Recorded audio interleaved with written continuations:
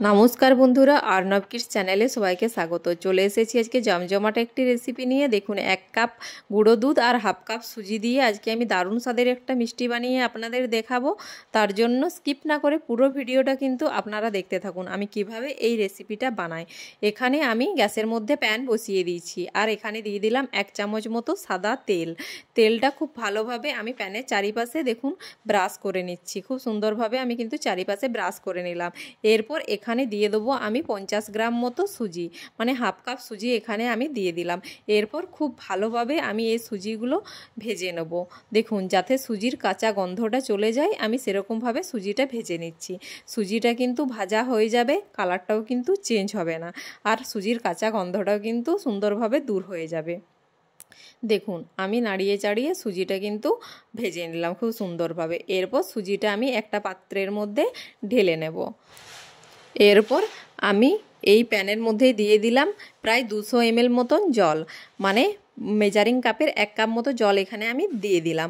এরপর আমি এখানে দিয়ে দিলাম ওই কাপেরই হাফ কাপ গুঁড়ো দুধ, মানে প্রায় 100 গ্রাম মতো গুঁড়ো দুধ এখানে আমি দিয়ে দিলাম।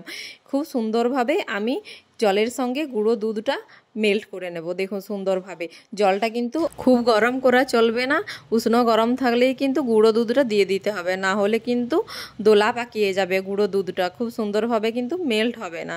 তার জন্য জলটা উষ্ণ গরম থাকা সত্ত্বেই আমি এখানে গুঁড়ো দুধটা দিয়ে দিয়েছিলাম। দেখুন, আমার খুব সুন্দরভাবে গুঁড়ো দুধটা কিন্তু জলের সাথে মেল্ট হয়ে গেছে। এরপর এখানে আমি দিয়ে দেবো প্রায় 50 গ্রাম মতো চিনি। দেখুন, এখানে আমি 50 গ্রাম সুজি নিয়েছি, তাই 50 গ্রাম চিনি এখানে দিয়ে দিলাম। এখানে খুব বেশি মিষ্টি করার দরকার নেই, গুঁড়ো দুধটা এমনিতেই মিষ্টি থাকে, সেই জন্য আমি চিনির পরিমাণটা বাড়িয়ে দিলাম না। দেখুন, চিনিটাও এরপর দুধের সঙ্গে খুব ভালোভাবে মেল্ট করে নিতে হবে। দেখুন, আমি খুব সুন্দরভাবে নাড়িয়ে চাড়িয়ে দুধের সঙ্গে চিনিটাও মেল্ট করে নিলাম। এরপর মিডিয়াম টু দুধটা খুব ভালো করে আমি ঘন করে নেব। দেখুন, আমি প্রায় 5 মিনিট ধরে দুধটা ফুটিয়ে ঘন করে নিয়েছি। সুন্দরভাবে দুধটাও কিন্তু ঘন হয়ে গেছে অনেকটাই। এরপর এখানে আমি দিয়ে দেবো আগে থেকে যে সুজিটা আমি ভেজে রেখেছিলাম, সেই সুজিটা আমি এই দুধের মধ্যে দিয়ে দেব। দেখুন, আমি এই সুজিটা এখানে দিয়ে দিলাম। এরপর এটাও কিন্তু মিডিয়াম টু লো আঁচে রেখে এটা কিন্তু খুব সুন্দরভাবে মিশিয়ে নিতে হবে, না হলে কিন্তু সুজিটাও দোলা পাকিয়ে যাবে। তখনই গ্যাসটা কিন্তু আপনাদেরকে লো ফ্লেমে করে নিতে হবে, তাহলে খুব সুন্দরভাবে কিন্তু সুজিটাও এটার সঙ্গে মেল্ট হয়ে যাবে। দেখুন, আমি সুন্দরভাবে কিন্তু সুজিটাকেও মেল্ট করে নিয়েছি। দেখুন, অনেকটাই পুরো হয়ে এসছে। আমি কিন্তু গ্যাসটা মিডিয়ামেই রেখেছি, মিডিয়াম টু লো আঁচেই। এরপর দেখুন, আমার কিন্তু প্যান থেকে প্রায় ছেড়ে এসছে, তাহলে কিন্তু আমার এটা রেডি হয়ে গেছে। এরপর এটাকে একটা পাত্রের মধ্যে নামিয়ে আমি ঠান্ডা করে নেব। দেখুন, আমার কিন্তু আমি এটা নামিয়ে নিয়েছিলাম, এটা ঠান্ডা হয়ে গেছে। এরপর হাতের মধ্যে আমি অল্প পরিমাণে তেল নিয়ে নিলাম। তেল নিয়ে হাতের মধ্যে খুব ভালোভাবে মাখিয়ে নিলাম তেলটা। এরপর এখান থেকে অল্প পরিমাণে নিয়ে আমি খুব সুন্দরভাবে একটা মিষ্টির শেপ দিয়ে দেবো।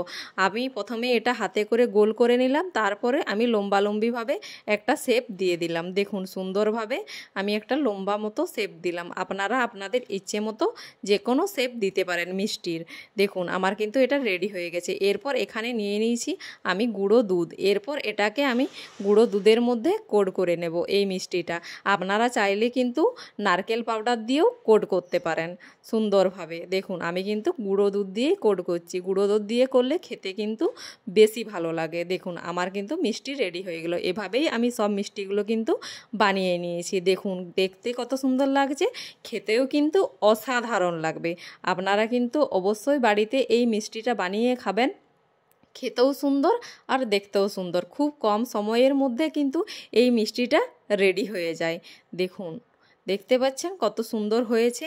আমি একটা কেটে আপনাদের দেখিয়ে দিচ্ছি যে মিষ্টিটা ঠিক কতটা পারফেক্ট হয়েছে।